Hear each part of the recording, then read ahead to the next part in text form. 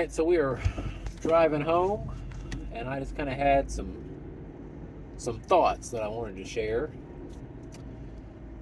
The movie that I'm going to refer back to is the movie The Knight's Tale with Heath Ledger.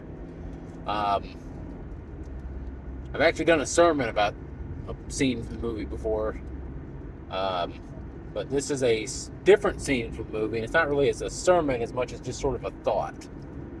Um, if you haven't seen the movie, spoiler alert, I guess, go watch it real quick and then come back, or just you're going to get spoiled because it's a 20-year-old movie at this point, I think. So, hey, you've had plenty of time to watch it. But the storyline of the movie is that there's a squire for a knight, and the knight he's serving dies, and he decides to take up his armor to survive, basically, to get some food to eat and to survive.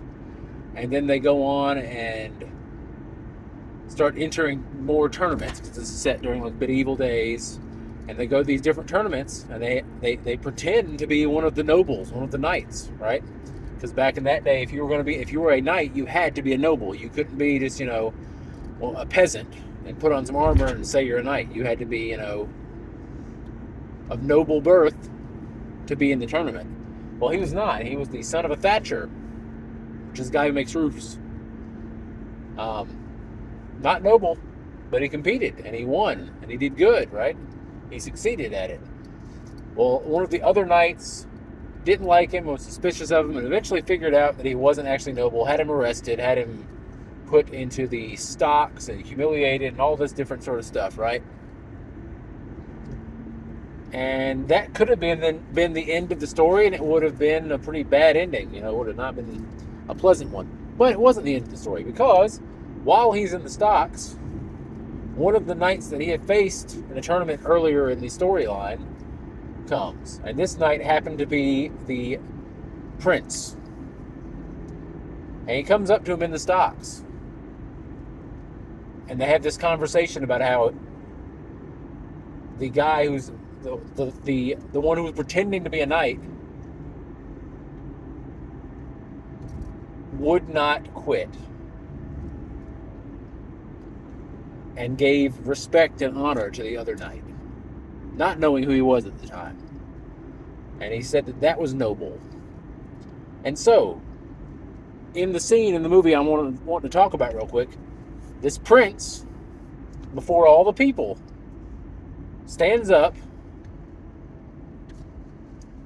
and tells them that his historians have found that actually William, the guy in the stocks who was accused of not being noble and trying to compete anyway, was in fact of noble birth. And that anyone who questions that is questioning his authority. And the movie goes on, he gets out, he competes against the guy who got him locked up and wins the tournament, and happy ending all around. But that scene is the one I want to sort of hit on right now, because if you think about it, there's a lot of correlation between that and what happens to us as far as a relationship with God goes, right?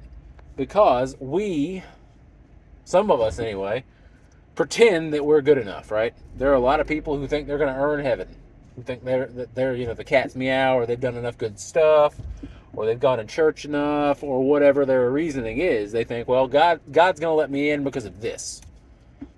When the reality is, all of that is just make-believe. It's pretend. You're not good enough. I'm not good enough. None of us has done enough good works. None of us is from the right family. None of us can do anything to change our status other than pretend. And eventually that pretend is going to run into reality, and reality is going to win, right? But through Christ and through the cross, guess what? We get declared noble. We get declared a part of the family. We get declared righteous. So it's nothing you or I or anyone else has done that makes them that way. It is simply the prince stating that it's so. And the authority of that statement is based on the authority of the prince, right? If some just random dude had walked up to the guy in the stocks and said, hey, he's actually a prince because I said so, no one would have cared. Everyone would have said, yeah, whatever. Yeah, right. But when the prince says, based on my authority, he's okay, the people listened. And when the Prince of Peace, on his authority, stands up and says, hey, they're in, it's done. And there's nothing you can do to earn it beforehand. And on the flip side, there's nothing you can do after the fact to lose it. Can you screw up? Yeah. Will you screw up? Yeah. Will you screw up big? Probably. But that doesn't change the authority of the one who declared you to be in the family, who declared you to be righteous, who declared you to be his.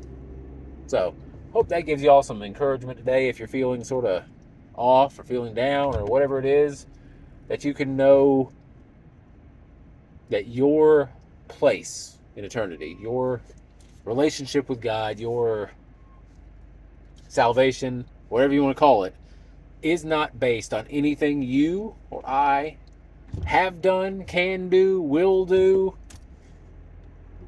It's all based on the authority of that prince who said, hey, they're with me.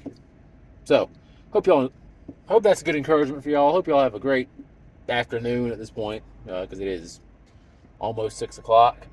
I guess evening would be a better way of putting it. Anyway, I'll talk to y'all later.